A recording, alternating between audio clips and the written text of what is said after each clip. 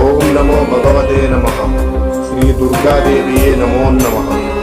రక్త తర్పణ చేతబడి మీ శత్రువులు కానీ, మీరంటే గిట్టని వాళ్ళు కానీ, మిమ్మల్ని వేధించే వాళ్ళని కానీ వాళ్ళ ఫోటో పేర్లతో రక్త తర్పణం చేసి ఒక ఆత్మని మా ఆధీనంలో చేసుకొని మీ శత్రువుల ఒంటి మీదకు పంపించి మీ చేతికి మట్టి అంటకుండా, మీ పేరు బయటికి రాకుండా వాళ్ళ అంతటా వాళ్ళని అంతం చేసుకునేలా చేస్తాము.